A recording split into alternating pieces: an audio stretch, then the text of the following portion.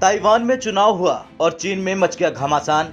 ये बात हम इसलिए कह रहे हैं क्योंकि चीन ताइवान को अपना हिस्सा मानता है और ताइवान ने चीन की तमाम धमकियों को नजरअंदाज करते हुए चुनाव करवाया।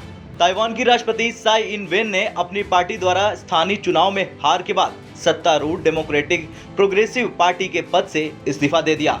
राष्ट्रपति ने चुनाव प्रचार के दौरान कई बार चीन का विरोध करने और ताइवान का बचाव करने की बात उठाई, लेकिन विनिंग फैक्टर स्थानीय मुद्दे रहे। ये चुनाव परिणाम कुछ मायनों में पिछले 2 सालों में सत्ताधारी पार्टी के प्रदर्शन के प्रति जनता के रवैये को भी दर्शाएगा। साई ने चुनावी हार के बाद परंपरा का निर्वहन करते हुए एक छोटे संबोधन के बाद पार्टी प्रमुख पद से इस्तीफा दे दिया। इस दौरान उन्होंने समर्थकों का आभार भी जताया। साई ने कहा वो हार की जिम्मेदारी लेती हैं क्योंकि उन्होंने शनिवार को हुए चुनाव के लिए खुद ही उम्मीदवारों का चयन किया था। ताइवान में मतदाताओं ने चुनाव में कई अहम पदों के लिए विपक्षी दल नेशनलिस्ट पार्टी को चुना, जिसमें चीन से खतरे से जुड़ी चिंताओं के बजाय स्थानीय मुद्दे हावी रहे। राजधानी ताइपे में मेयर पद के लिए नेशनलिस्ट पार्टी के उम्मीदवार चियांग वॉन एन ने जीत दर्ज की। विपक्षी दल के अन्य उम्मीदवारों ने ताओ युआन, ताइचुंग और न्यू ताइपे शहर के मेयर पदों पर कब्जा जमाया। ताइवान के लोकल चुनाव में विपक्षी राष्ट्रवादी पार्टी के उम्मीदवार बड़ी संख्या में जीते हैं। चुनाव में चीन के खतरे पर लोकल मुद्दे हावी थे।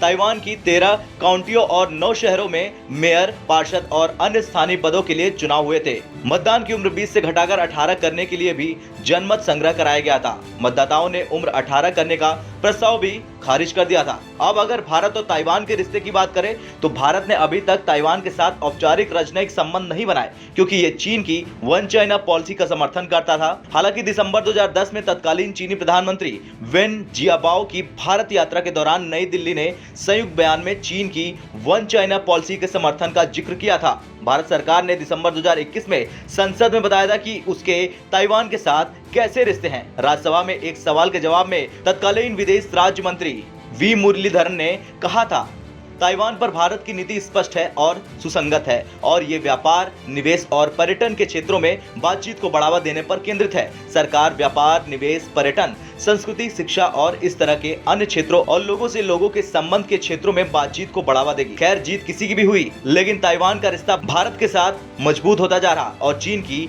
नींद उड़ती जा रही। आपका क्या कहना है भारत ताइवान के संबंध को लेकर? कमेंट कर जरूर बताएं।